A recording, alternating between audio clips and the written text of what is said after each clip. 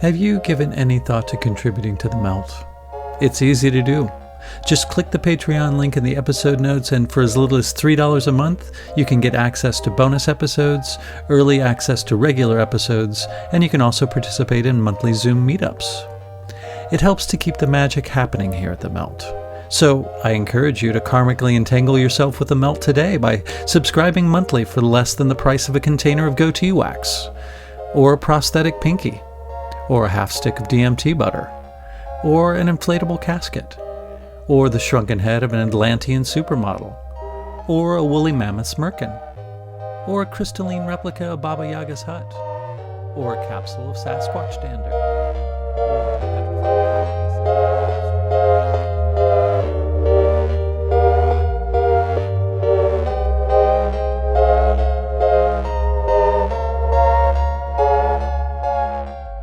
This is Hunter Muse. And this is Chris Snipes, and you are listening to The Melt.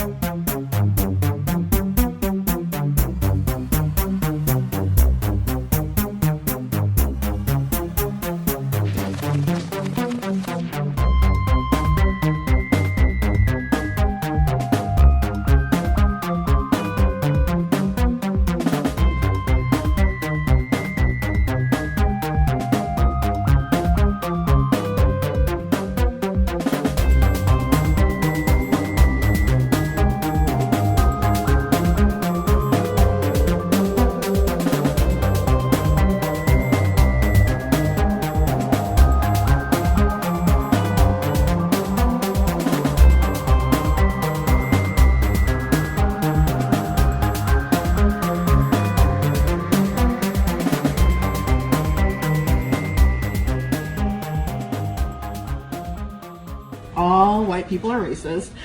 So I put this up because I really want any white person in the room to know up front that this is what we're dealing with, that it's not going to be this coddling of white tears and what that looks like. We're not going to discuss, oh, maybe some of us have worked it out. No, you're always going to be racist, actually. So even when you're on your path to trying to figure out how to be a better human being, because I believe that white people are born into not being human, like that actually, instead of people of color and black folks being dehumanized, that actually everyone is dehumanized off rip within white supremacy, that y'all are born into a life to not be human, and that's what y'all are taught to do, to be demons. So in this particular way, white people are all racist. I'm very curious, your take on critical race theory, such a flashpoint right now. Why do you think that it can be problematic to teach children about the role of race and racism in our society? It is not problematic to teach kids about the role of racism in society. I have no problem with that. I have a problem with where it goes overboard, where a certain kind of teacher decides that they need to teach white kids that they are potential oppressors, and black kids that they need to beware being oppressed by whites, and taking white kids and black kids and putting them in different parts of the class and having the whole curriculum be centered on the idea that racism needs to be battled. That's the problem. That's what a lot of parents are worried about. Now, there are some people who would like racism and slavery not to be taught in school. However, I don't think that's the majority of people who are involved in this debate. What somebody like me is worried about is when school becomes all about overturning power differentials, because even though you'd like to overturn them, that's one of about 100 things that school might be about. There are a lot of people saying that that should be the main thing kids are taught, because I think that kids should be taught early on to be good little leftist radicals. And I don't mean radical as a slur, but still, I don't think that school should be teaching politics.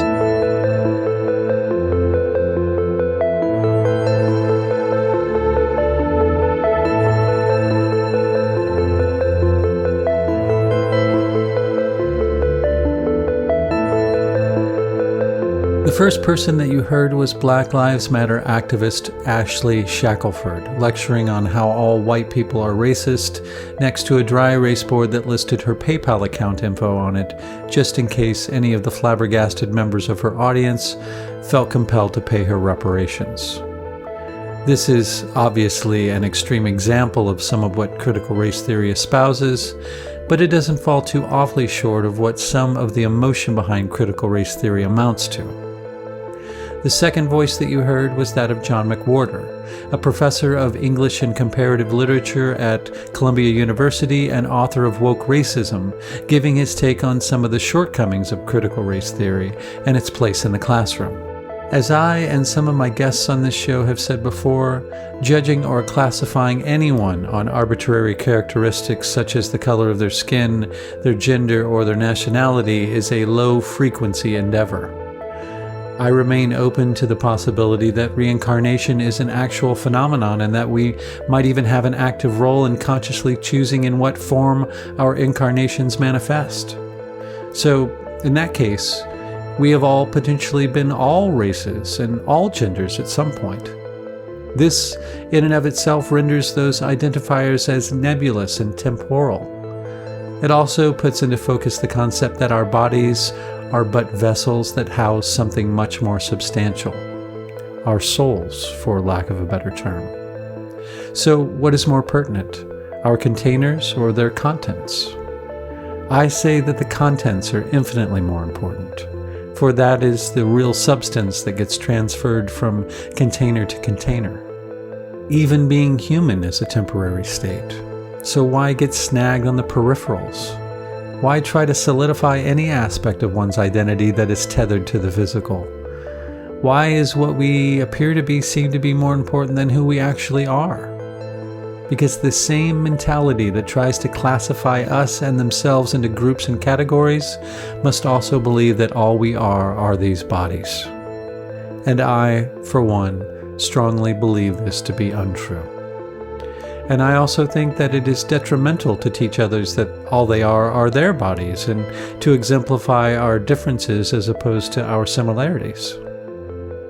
Today's guest is public educator and co-founder of Empowered Pathways, Jason Littlefield, and he joins Hunter and I today to talk about these sorts of issues and much more. I start off the conversation by asking Jason to tell us about his background and to give us an idea of what his organization Empowered Pathways does. My background is in public education. I was a public educator for 21 years, classroom teacher for 10, an assistant principal for 3, a campus leader overseas for a year, and then for the past 7 years, I was a social and emotional learning specialist. And also around 2017 is when I established Empowered Pathways, which is a social and emotional learning focused and mindfulness focused and really individual well-being and societal cooperation focused and centered organization. Where else would you like me to go or touch on right here? Well, let's start with, why did you feel the need to start such an organization? Perfect. I saw there was a void in ideas and approaches that were actually meant to increase human potential and increase societal cooperation. I started noticing the ideas that I was engaged with professionally centered around the idea that the individual was the problem and individual autonomy is what we have to get rid of. And years of, going to colleagues and trying to have discussions with other professionals, like, the ideas that we're putting forth now are actually rooted in human destruction and rely on human destruction and are relying on decreased relationships and increased mental health. So I noticed there was really nothing out there that centered actual human well-being in a pragmatic, proactive, and neuroscience-rooted way. So it's been a slow build, since 2017, because I was also focused on my quote-unquote day job at the time. And what I was really hoping to do was just these ideas that I was coming up with, to just have a large professional conversation around those ideas. But since that conversation never took place, I decided, well, I'll build this organization, because one day it's all going to come to light what this movement is and what is happening within our culture. And there's going to we need a pro-humanity and a humanity-centered approach to well-being. So that's what I've been working on. And then this past summer, I was able to expand the team, the Empowered Pathways team. Eric Smith is now doing some work with us, and so is Xander Keeg, who is a licensed mental health professional. So we are really, we've assembled our team, and we're ready to really do some work and provide that pro-humanity approach through what we're calling empowered humanity theory. Fantastic. Can you explain mindfulness and emotional learning for those folks who might not be aware of those terms? Sure, and I'll stick just real basic, and I'll just stay real basic, surface level.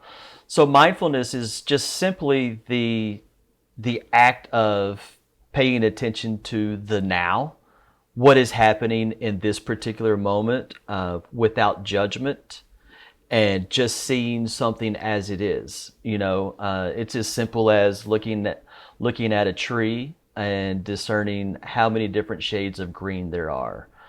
It's the act of breathing, but really noticing your breath. Your mind and your thought, every single focus is on that one sensation. It can be through the scent of smell. So just really directing the brain's attention to one particular sensation. And when our thoughts shift, because that's what they do, just bring it back to that focus. And essentially what that is, I'm sorry? Sort of like perceiving without putting a template over it. Yes. Without, and in a complete non-judgmental way. And what that does is it wires the brain in a way that makes us resilient to our environment, non-reactive in our environment. It connects the left and the right hemisphere. So it's a neurological based exercise that leads to human well-being. And the more we practice, the greater we cultivate those neural pathways.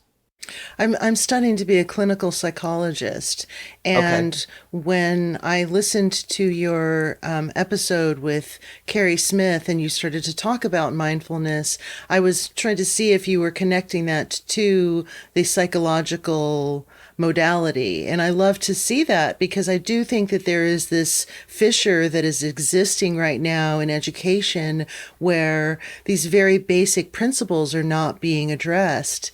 And I think it's really fantastic that you are really focusing on that. Like, you've really pinpointed that. And it's basic too. So key. It's so basic. You're right. A lot of, my grandmother explains it as, oh, you're just talking about common sense. And I'm like, well, not so much anymore. But the thing about mindfulness that is so empowering, and I heard you allude to, was the fact that it gives us the ability to choose. If the more that we are in the moment that we're living in, the easier it is for us to choose which decision that we want to make. It gives us power over our thoughts. It gives us power over our actions, and it allows us to direct those attentions in ways that are meaningful to us and meaningful to others. What I really love about it is that Thich Nhat Hanh calls it child mind or beginner's mind. Mm-hmm. And I think this is a very innate skill that children have, that what the education system is doing is trying to pound that out of them. Yeah. So what you're doing is circling back to just what is a child's nature.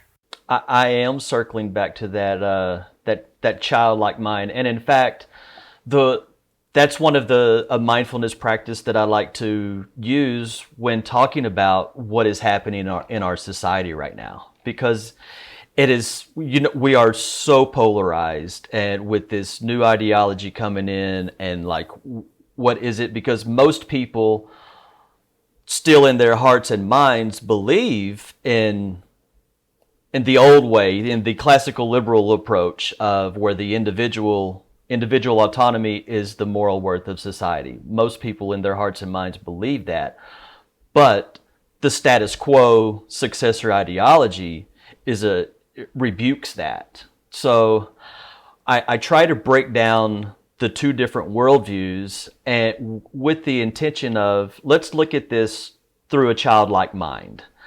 Imagine that we're seeing this and we're hearing about all of this division and these two different things for the very first time. Let's really inspect these virtues, these thoughts, and these values of each system, and really inspect and then determine which worldview best supports your value system.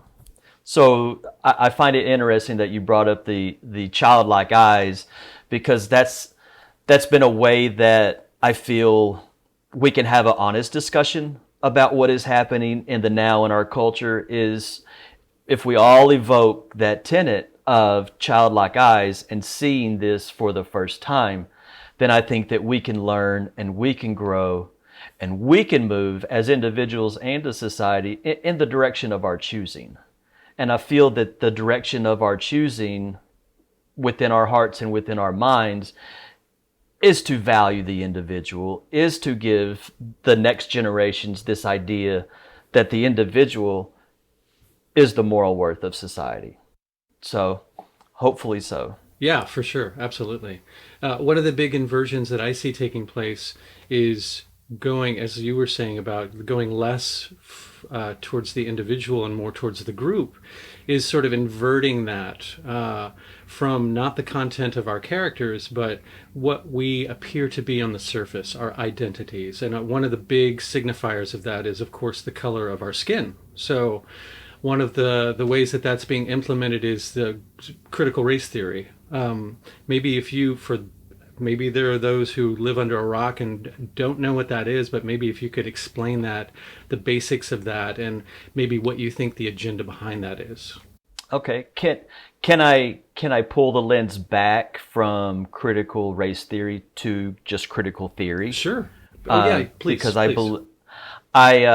One of my beliefs and thinkings on critical race theory is that it's essentially a red herring conversation. And people are using critical race theory to mean, we need to get along, we need to tell a true version of history, we need to address the wrongs that have been done. A lot of people think that that's critical race theory, but that is not critical race theory. But I do want to pull it back to, let's just look at critical theory. It goes back to 1937, Max Horkheimer of the Frankfurt School. He believed that if you could get a generation to constantly criticize its current state and its past state, and then also to continue that over generations, then a free society will erode itself. So the principle of critical theory is that you see the world through the problem that it is. And with critical race theory, we're taught to see the world through that racism exists everywhere. And that is a tenet of critical race theory, is that racism is just in the fabric of our culture, and that's just who we are. Is this always present? It's always been there, and it always will be. So we're teaching people to see the world through that lens, which reinforces our primitive tribal instincts, is a negative side of it. So Horkheimer's theory of if you can get a society to constantly criticize itself, it will crumble. It also pairs well with another big idea to come out of the Frankfurt School, was that revolution would not come, it didn't come with just the bourgeoisie and the proletariat. That the revolution would only come if society was divided into multiple identity groups. and that we have to, the more identity groups and the more people are divided, the more likelihood those people will destroy their free society. So since, and that was basically that was a 1920s idea. So the social scientists of the 1920s sat around and pontificated, how can we get humans to destroy their society? And those ideas are now in their fourth generation all throughout, not just in the United States, but all throughout Western democratized nations. So that's kind of, and critical race theory, there's critical gender theory, critical economics. Our higher education system is full with various critical studies. And what those studies are designed to do is to get the student to perceive the world in the most despicable, unforgiving way. And at the heart of this idea is that the individual and individual autonomy is the root of all of our problems. So once we destroy and take away that, then this perfect version of man will arise. So rather than it, go ahead, Chris. Sorry. Oh, no. Please finish your thought. I was just going to say, once I recognized the ideas that I was being asked to turn around and say is true, were actually harmful and destruction, then that's when I decided I had to step away and work towards doing something different. Well, I was going to say, too, that these things sort of steep us in this concretized dualism, just like identity politics. There's always somebody that has to be the oppressor, and there's always somebody that has to be in the victim position. And neither of those really have any hope for redemption. They're stuck in those roles. And there's no good end to that scenario. No, they're stuck in those ends, and essentially the ruling class prevails. We're divide and conquer is a real strategy. And it's not. I don't want to be divided from anybody, and I know you guys don't want to be divided from anybody. But the way that we're forced to look at each other and interact with each other, the way that the media portrays how humans are supposed to interact with each other, it's based off of division. So what it's forced. Pardon me for interrupting you. Oh, you're fine. What it forces you to do is to identify yourself. Mm-hmm. So for example, my father is from Venezuela. His mother is black. So I'm a quarter black and I'm half white. So when you go into these dialogues, I might present as a white woman, but that is such a limited perspective of who I am, because it's not identifying the spectrum that is my culture and my life experience and the groups that I have gone in and out of. So What it's forcing us to do is say, you got to choose one because you can only be black or white. You can't be both. And it is forcing us to do so. And it's forcing us to do so in our workplaces, in our communities. And the way that it does force us is, I know I've attended several trainings and done several meetings to where I was supposed to, before I even spoke, I was supposed to say, as a straight white male, I believe or I think. So forced to put that identity in front of our humanity, which that is, if you read Crenshaw's work of Intersectionality, she specifically states that our identity is above our humanity. But after the first time I was like, this is not really sitting right, and this isn't rooted in things that are in line with my values and my philosophy. So I said, I don't do that. I said, I don't engage in that. I don't believe in that worldview. I'm a whole person and you're a whole person, and I present as a whole person. Yeah, I cringe when I hear someone say, as a woman, dot, dot, Yeah. dot, Yeah. as opposed to saying, like, as a human. And at one point in my life, I worked in the corporate world, and I worked in the 90s, where the beginning of the sexual harassment training was starting.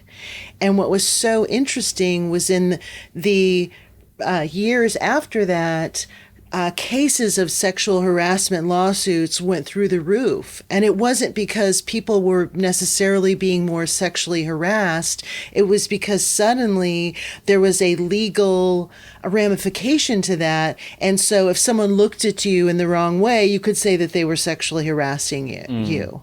And so I think this kind of falls along the same lines, where we are a culture of makes me feel. Someone else is controlling how I feel and how I perceive the world. So I can easily be offended if I've decided you make me feel uncomfortable, which gives me no ownership to my reality. It's contingent on how other people behave. Yeah, there definitely needs to be a return to focusing on the Stoics in this moment in time. For sure. Absolutely. What is something that kind of goes along with this too? What is race essentialism? I'm not too familiar with studying the term, so I'm sure I'll mess it up. But basically, I mess up a lot of things. The most essential element and aspect of an individual and a society is the color of their skin. That's how I interpret that. That the moral worth of society is determined by skin color. Mm-hmm. Yeah, another thing that's kind of flimsy about the having to say who you are, what your sexual orientation is, what your gender is before you start speaking is it's so flimsy and simplistic, because it automatically assumes that just because of those characteristics, you are going to think and feel about something in a particular way, that's such a false sense of diversity. Right. Thinking that just because you have a group of different colored people or different sexually oriented people, that you have a variety of people. Often it seems like it's the opposite. It is, and it front loads psychological systems to automatically disconnect from each other, because we are, even though in our hearts and our minds we want to connect, by verbally separating ourselves, we are subconsciously and psychologically separating and differing ourselves from each other. Absolutely. I noticed when we were going through the first Obama election, people were saying, first black president. And I kept saying, don't we want the most qualified person? Doesn't that matter? Or does it have to be that we've ticked that box and we've said, now we've had the first black president, so we're done with that discussion anymore, and we don't have to have another black president because we've had one? And I feel like that's more of a broader perspective of saying, well, why don't we look at the most qualified person, who may be a woman, who may be a black man, who may be cisgendered. We can't just keep trying to fill out the census to make sure that it feels right and that we are including everyone, because by doing that, we are lowering the bar of expectation. The bigotry of low expectations. Yeah, that's a term that I've used a lot in some of my previous, I call it, the Orthodox diversity, equity, and inclusion movement. The status quo is that there are bigotry of low expectations, and that's part of it. That's part of this ideology, is purposed to destroy the individual. It's just being done in a variety of ways. Do you think that these ideologies tend to not promote self-reflection because that's too individual based? Like, do they want us to be more focused on our group identity as opposed to our individual autonomy, in a sense. That's a really good point, because if we start thinking for ourselves, we would realize that, oh, this ideology is purposed for destruction. It centers destruction. It promotes nihilism. It promotes those who grab power. So if people really started to think for themselves and reflect on, how much have I improved as a person for engaging with this ideology for a year, for 2 years, for 5 years, for 10 years? I've known of people that bought into it for many, many, many years and ended up leaving because they were just so exhausted and drained and noticed that nothing was being done. And then they start to understand the history of this movement, and that it centers the idea of destroying individual autonomy. Yeah, I think it's so important to focus on yourself, at least as a starting point, because you have to be a decent human being before you can do a good job at doing anything. So when I was involved in a lot of political activism in the 90s, and I was surrounded by people, not all of them by any means, but people who had issues, who had definite mental and psychological issues, and it really caused them to do their quote-unquote mission, to do their political work in a really sloppy, half-handed way, mixed with a lot of their own inner angst and anger and stuff that they haven't resolved in themselves. So it really didn't do good for their cause. They handled that very ham-handedly. Right.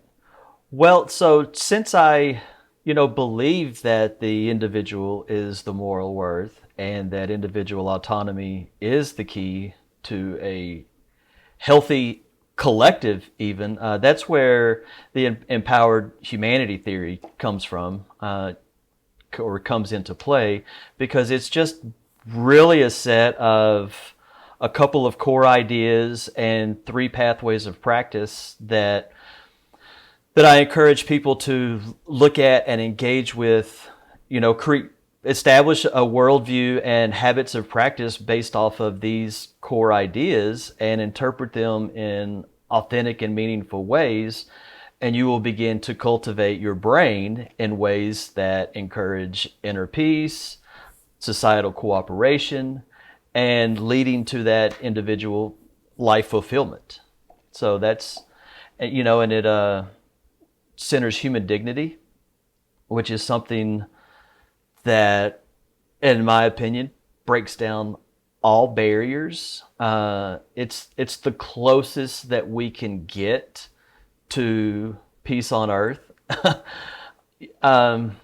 by separating our humanity from the being. Our personalities, our biologies, all of that is different, and it's special, and it's cultivated based off our experience. But beneath all of that is our being part. And all beings share 2 and only 2 qualities, and that is the desire to avoid suffering and the desire to alleviate suffering when we encounter it with others. And when we act upon that, that's compassion. So the more that we can see others like that, and the more that we can act on alleviating the suffering from others and growing compassion, then that's what we're building in our brains. And that's who we become on a biological level. And then also, if we are in the moment able to disrupt those initial thoughts, those initial mindsets of fear and judgment, in regards to ourselves, in regards to others, and in regards to our whole world, if we can disrupt those harmful thoughts of fear and judgment, because not all fears and not all judgments are negative, but when we notice them limiting our potential or limiting another's potential, then we can replace those thoughts with inquiry and compassion. And that's where a mindfulness practice comes into play, because the more we are in the moment, the more we are in control of our thoughts and actions, the more we can disrupt those thoughts of fear and judgment and replace them with thoughts of inquiry and compassion. Because the fear and the judgment, that's what first pops up, because that's the thinking process that's designed to keep the physical body alive. Thanks to fear and judgment of our ancestors, we are all here walking the earth today.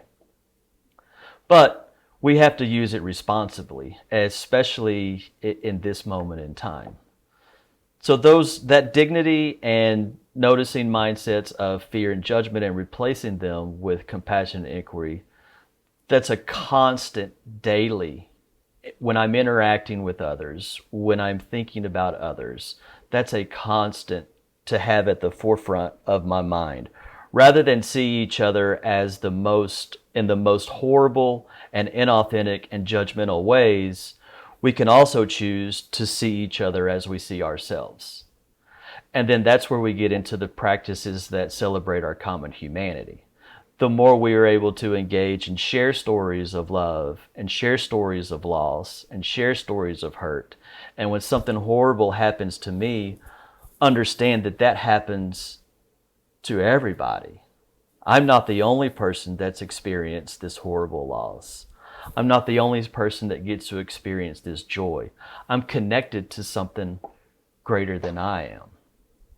And then also finally, there's practices that build awareness and equanimity. And by awareness and by continually being aware of myself and my thoughts and my behavior, if I can focus on my aim, what do I want? What do I want out of this day? What do I want out of this month? What do I want out of this life? What am I aiming for? And then the alignment. Is that aim aligned with my core values? Do I need to, now is the time to maybe shift my values, examine my values to make sure that the core of me is working towards my aim. And then finally, there's awe. How is my aim and my values connected to something greater than me? How can I connect that to something that is bigger than me? So those are the kind of the levels of awareness that I like to have and promote others to have at the forefront of their thinking and daily interactions. And then there's practices that build equanimity, and that's where mindfulness comes into play. The equanimity, that ability to just see things as they are happening when they are extremely chaotic, when things are extremely emotional, but to really slow down and just notice what is unfolding without judgment really has the potential to prevent a lot of harm.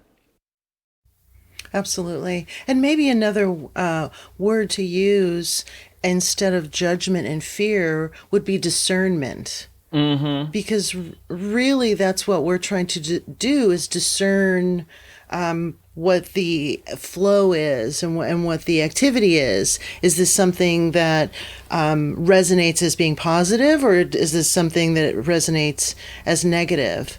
And the other quick point I wanted to make is that I think we can distill the human experience down to two emotions, and I've heard this many times before: fear and love. And the CRT movement and the Black Lives Matter movement, all of these movements that have cropped up as of late really seem to be based in fear of the other. These are not movements that are promoting love, promoting understanding, promoting connectivity. It is all about fracturing and bifurcating our society and saying it's us against them.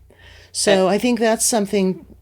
Go ahead. No, I was going to say, and I believe, and I've been saying for the past, couple of years, is that the movements have weaponized love.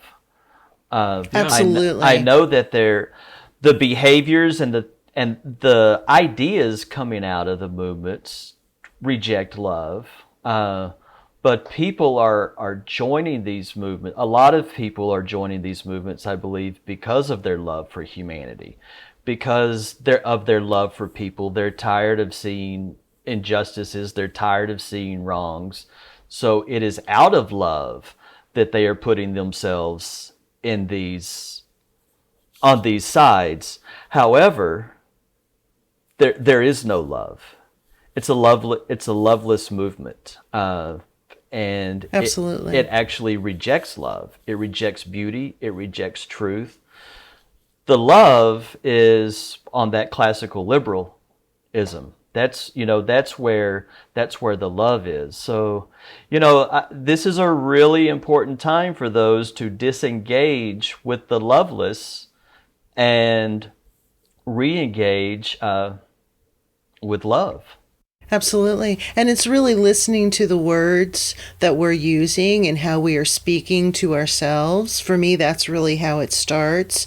And then that really sets the tone for how I'm speaking and engaging with the world. What I found so interesting is that there's a bastardization of the word equality. And what I think a lot of people really mean is equity, not equality. And it's really what you're talking about, which is we're not trying to give someone across the board, every person the same thing equally, because it doesn't work. Equal access doesn't equal outcome. So equity is really doing for the individual what works best for that person. Right. And the ideas that are being put forth into the K-12 system and higher ed and in our corporations is equality of outcomes. That's the school district that I was at for the past 7 years. One of our focuses was equality of outcomes.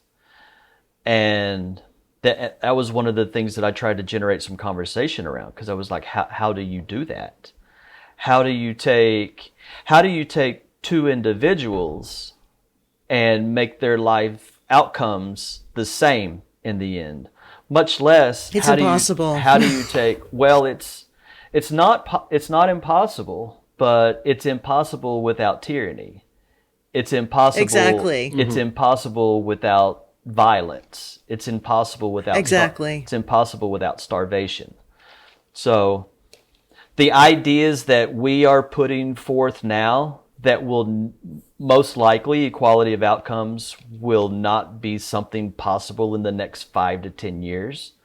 But if a generation of children and then young adults continue to engage in that idea, then there will be tyranny in the politics that tries to make that happen. So the more that we tolerate in the culture now, and the ideas that we extend to others, will determine the future of the human race. And it appears right now, these ideas will lead us to another dark ages. Like, if they continue, that's the reality of what's going to happen. When most of the people on the earth putting the ideas forward today will no longer be living, but they are building a world for the future right now, and it is as we discussed, it is a loveless and a graceless and a non-individual worthy society. It's such a salient point that you made when you said that this is really not a black and white problem. This is really a green problem. And what we've done is we've created two factions of society, where we have the elite and the hyper wealthy, and then you have everyone else, and everyone else is fighting amongst themselves. Meanwhile, the wealthy are laughing literally all the way to the bank. Yeah, and making money off of that. I know some of these speakers, I don't feel the need to mention names, but people charge $25,000 for a couple of hours when the heart of their message is trying to overthrow this free market society. That's quite interesting to me. Yeah, it's a little weird. Yeah. And so, yeah. Well, it's something that I've heard you talk about in some interviews that I've listened to is the Orthodox DEI, and that there are three main parts of that. Would you maybe, for any listener who doesn't know what that is, could you maybe go into that? Because I think that's an important part of this. Okay, I'll just say, I guess Orthodox DEI is largely just how we talk about race these days. It is the way that corporations are training people in how to deal with issues of race. There are diversity departments working their way in all institutions. So that's essentially, when I'm talking about Orthodox, and I use the word Orthodox just as like that's the mainstay. Like if somebody is doing diversity, equity, and inclusion work, then they're doing it from this vantage point. Unless you probe, and you ask, and they're like, oh no, we're talking about doing it from this liberal approach. And when I say liberal, I'm talking about just the basic idea that the individual is the moral worth. Let me see if I can remember those three tenets. I know one of them is critical theory, which we already kind of discussed what critical theory is. So this idea of this is your solution finding tool. The main way that you are to fix the world and to fix these problems of race is to constantly criticize and in the same hand dream of utopia. That's how we solve the issue. We don't use logic and reason because logic and reason are tools of white supremacy. So that's what the ideology believes. That's not what I believe, just to be clear. So logic and reason are not used as problem-solving tools in our Orthodox diversity, equity, and inclusion. And then also is intersectionality. And that is, based off of Kimberly Crenshaw's 1989 essay, that puts each individual in an oppressed group or an oppressor group. And that is determined by your skin color, your gender, sexuality, religion, if you're able-bodied.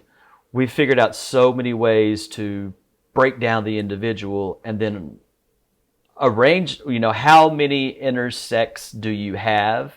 And however many intersects you have, then you're rewarded in society with, you're kind of up on the hierarchy, the newly established hierarchy, because that's what this Orthodox movement is doing. So there's critical theory, intersectionality, and then postmodernism is just this, and its influence in Orthodox DEI is there is no truth. And not only is there no truth, but truth is unobtainable, and that we must continuously deconstruct and dismantle and disassemble. So the Orthodox DEI, I do want to say that I believe that most people that are doing diversity, equity, and inclusion work are doing it from their heart. Is they want to make the world a better place. They want to increase human potential. They're tired of seeing the injustices, so we're engaging in these ideas that the world has given us. But in reality, what's happening is we're increasing tribalism due to the intersectionality. And when we do not see each other as we see ourselves, we increase the human capacities for prejudice, aggression, and cruelty. And every single one of us have those capacities because we're human beings. And that prejudice, aggression, and they were designed to keep us alive. But they've done a lot of harm and continue to do a lot of harm. So the more that we see each other as an other, we're building psychological systems to do that person harm. So we have forbid logic and reason as problem-solving tools. We are steering and guiding people's thinking to see each other and the world as the most horrible place that it can be. And we're engaging in constant deconstruction. The telos, the purpose of that movement is to destroy the liberal order. That's the only purpose. Like, nobody knows, there's no plan of rebuilding. Because you have to destroy every single thing. And most people I know engaged in this movement have not set their house on fire yet. So that has to be done. That has to be done in order for their utopia to emerge. They must burn down their houses. But for some reason, they are not starting there. They're starting with other people's houses and other ideas. But how can someone be implementing this DEI perspective and not see it as being racist? It is so racist to think that logic and reason are white supremacy. What that's saying is that Black people or Hispanic people aren't able to be logical or reasonable. When people speak out, they're cast aside. It doesn't matter if they're white, if they're Black, if they're brown, if they're trans, if they're gay, if they're Muslim. It doesn't matter what the identity group is. In the end, is something that I've noticed. It's, if you don't adhere to the ideology, if you don't promote the ideology, then you're wrong and you're bad. And what I find interesting is that's the same thing that Trotsky did in 1927. Trotsky was the first person that figured out and determined and used the idea that you could call those that spoke out against the idea, and the ideology at that time was communism, which there are a lot of similarities here. Absolutely. But he determined you could call people racist, and that stifled dissent, because nobody wants to be that. Nobody wants to be that. So that's what is happening. You know, it happened to me in one of my workplaces. I was demonized for questioning the ideology. Those that I work closely with have been demonized by the ideology. It's just what it and what its disciples do. How did that play out in your personal instance there that you just talked about? Oh, I will say probably, I guess, 3 years ago, after attending some of these trainings and these conversations, because I began engaging with these ideas around 2012, and I saw, and then I left, and then again around 2016, 2017, in a new environment and workplace, these conversations began part of my daily routines. And these trainings, we attended more and more, and then we were asked, like, okay, now it's your turn to do this. And I noticed the philosophical roots were, just going way back, were rooted more essentially in Marxism than they were in Rousseau. And I pointed that out, and it didn't go over well. I was kind of shocked. I really was shocked because I figured that most people were against Marxist philosophy, because they saw that in actuality hundreds of millions of people have been murdered because of this. So years went by. Because I was, friends with people and had relationships and were professionals. So I thought, surely we can converse and have conversations about this. But I tried within my profession to gracefully and constantly engage in conversations about this movement, about these ideas, and they were rejected. One of my final straw, of why I ultimately left was, just last maybe April. And I said, ultimately, this movement is a rejection of human dignity and a rejection of the Enlightenment philosophy and those ideas. And I am a very pro human dignity person, and I believe that the ideas that came from the Enlightenment are really valuable ideas for this generation and future generations. And I was asked then, like, okay, Jason, enough's enough. Can you just stop? Wow. So I was like, It really sounds like these people are operating from a place of fear. I was Fear.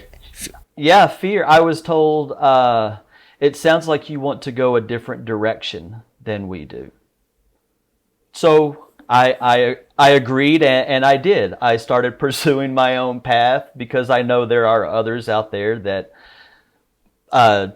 see the individual as something worth keeping and worth cultivating and worth how can we figure out ways to increase human potential and societal cooperation. Crazy. Isn't different ways of doing things part of being inclusive? Like having a wide spectrum of. Yeah, I know. You and I know that that's not what this is about. Yeah, inclusion is not truly inclusion. Inclusion is. Right.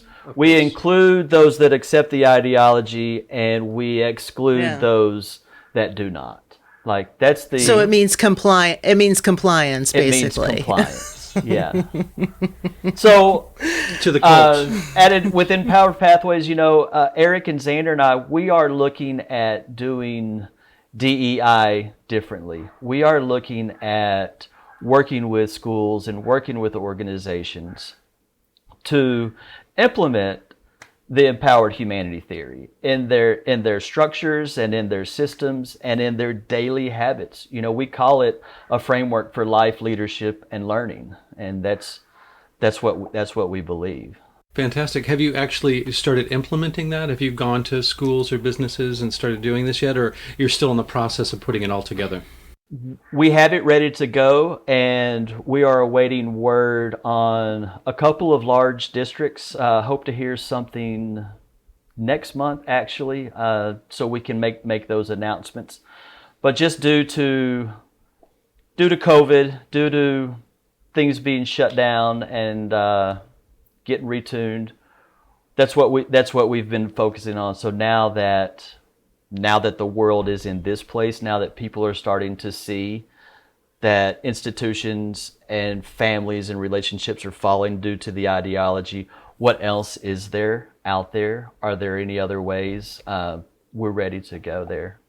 My question is, how would someone approach this, a parent approach this, if they were receiving pushback from a school, for example, and they weren't getting heard in a school district meeting or a school board meeting? Would you recommend going into more of a homeschooling environment? And do you offer this type of program for people that homeschool? Yes, and basically the program, and I don't even want to call it a program, because it's a set of tools and a set of ideas, and there's some one-pagers there. They're freely available. It's already on there. The difficulty is the training. Right now we are focusing on professional development and coaching and consulting, really working on that individual and looking at school systems wide, and how to begin really embedding these structures. And hopefully that work will begin with two larger school systems in October, November. Fantastic. And then hopefully others will follow. Yeah, I mean, once you get some success under your belt and people realize that what you're doing actually has a place and works, then I think I can't help but see more and more school systems and businesses be attracted and drawn to this, because right now we have no alternatives other than what we're giving, what we're talking about here. So I think people will be hungry for it. I hope so. Like I mentioned earlier, if social scientists in the 1920s can sit around and put forth ideas and theorize about how can we destroy humanity and how can we destroy society. And then looking at us where we are 100 years later, where we are clearly divided into groups. We are clearly using critical theory as a problem-solving tool. We are clearly we have clearly shifted our virtues of truth, beauty, and goodness to nihilism and cynicism. If we can have that awareness of this is where we are, then we can have the awareness to choose another option. And I do hope to provide that other option for those that are looking to increase relationships. Another thing this movement has done is it's damaged working relationships. It's damaged innovation. Absolutely. Innovation. It's Absolutely. damaged creativity. I talk to people, they're like, we don't talk about medicine anymore. We don't talk about psychology anymore. We don't talk about what rhetorics anymore. Whatever the field is, there is no innovation happening in that field. There's no creativity happening in that field. So by uplifting and fortifying the individual and connecting the individual to something greater than themselves, we believe that over time, we could liberate humanity in previously unimpossible ways with empowered humanity theory. So here's my question, Jason. Do you truly in your heart believe that this fragmentation is as severe as the media would like us to believe it is? Because in my daily experience, I don't feel humans are as separate as the mainstream media propaganda would like us to think and feel. I don't feel the oppression as a woman, using that term. I don't feel that oppression when I go out into the world. I don't feel like the world is a misogynistic, racist place, but I feel like the media is trying to entrench and reinforce this idea. What's your perspective on that? I feel that the media, and including social media, institutions and outside forces, are pushing these ideas. I don't feel divided from people in my day-to-day life, but I also recently moved somewhere extremely remote. But before I did that, what I have noticed, there's a growing and a general lack of trust. There is a lack within the larger society. There is a huge mistrust of each other. I've noticed that in how I interact with strangers and how I've interacted with strangers, and just noticing people, how they interact with each other. The past few years, there is a huge mistrust. And I do feel it as an existential crisis because of also where it's happening. That it's a global phenomena. If it was just something that was if it was only taking place at Evergreen State University, if that's the only place this was happening, then that would be a novel, weird thing. But because it is a global phenomena, I do feel that it's a crisis. And you mentioned the media is making it to seem worse. I feel that's intentional. Sure. It's divide and conquer. It is. Yeah, we're not paying attention to other things going on if we're too busy, fighting our tribalistic little battles together, creating disharmony. That's why I intentionally try not to divide myself from anybody. And I am specific about my critique on modern culture, modern society, is the ideology, not those that believe the ideology. So I do like to make that distinction as well, because I did have a colleague call me a while back and say, Jason, I want you to know that I've seen how you've been treated. I've seen the isolation, and I'm sorry that that's happened to you, and it hurts my heart. And this is a person who identifies as, as woke. So just that they Right. saw that, and my response was, no big deal. I never took anything personally. I just treated that as that's how the ideology treated me. That's how the ideology treats people. That's what it's supposed to do. It's doing its job. Absolutely. I do think it's really important to punctuate this dialogue with that, is that we are trying to put the humanity and the human back into the human experience. Absolutely. And I think a huge segment of that is not judging people who maybe stand on another political spectrum than we do, or a sexual spectrum, or a ideological spectrum, understanding that that's still a human being. Yep. At the end of the day, that person has thoughts and feelings and ideas, and they have a different perspective that we do. And what makes us beautiful as human beings is being able to accept the fact that someone may be so diametrically opposed to our perspective.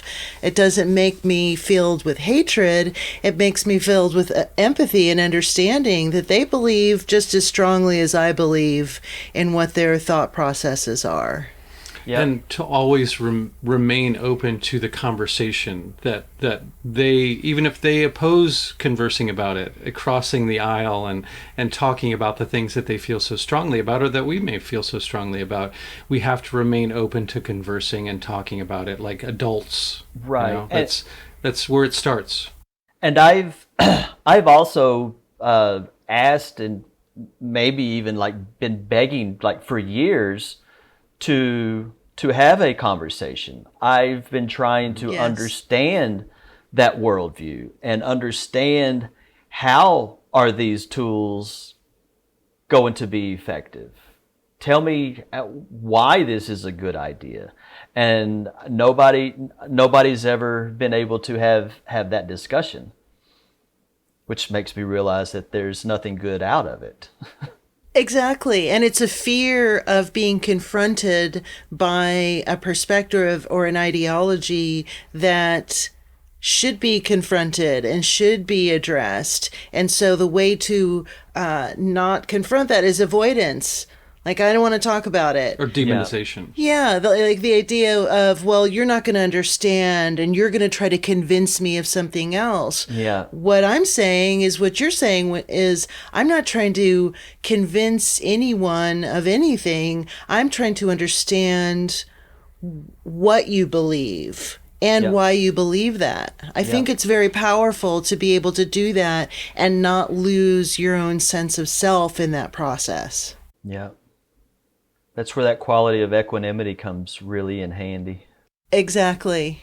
And the mindfulness, again, to circle back, I think it's all, if you watch children, if you watch babies and how they interact with each other, they're not making a laundry list of, well, I only play with someone that is of this sexual identity, or I only play with someone that is of this shade of color.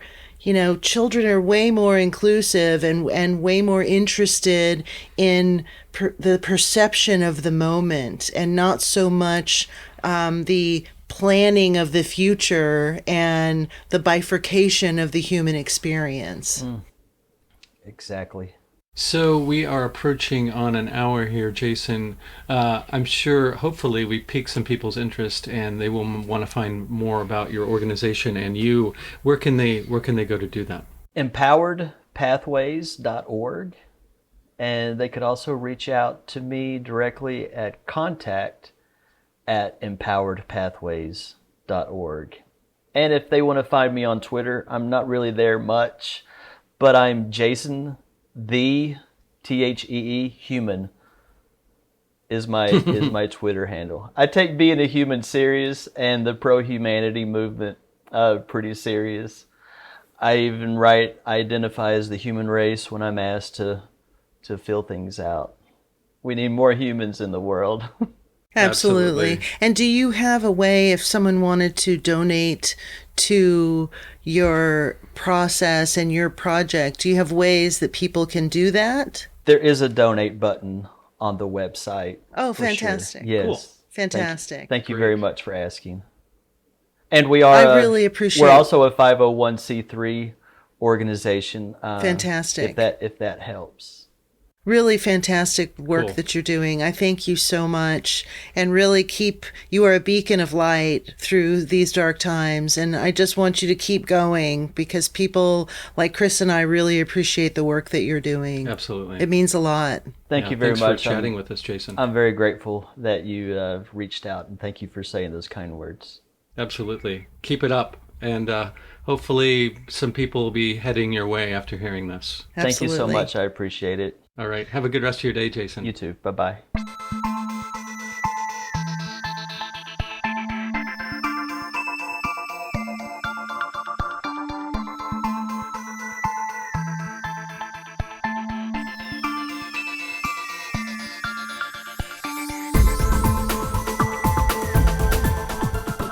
If you've liked what you've heard and would like to contribute to The Melt, there are a few ways that you can do that. The most tangible would be financially. Just click the Patreon link in the episode notes, and there you will find ways that you can contribute for as little as $3 a month. This will give you access to bonus episodes, early access to regular episodes, and you can also participate in monthly Zoom meetups. Contributing financially will also help make The Melt better, pay the bills, and help to make this podcast a full-time endeavor that I can fully devote my time to and provide you with more content. Another way of contributing would be to go to wherever it is that you subscribe to The Melt and give it a favorable review or rating, and this will help it to reach more people. You can also spread the word to friends and family via social media, email, or word of mouth. And lastly, if none of those options are readily available or appealing to you, simply send your positive thoughts and intentions. In an interconnected and quantumly entangled multiverse, these also go a long way. Thank you.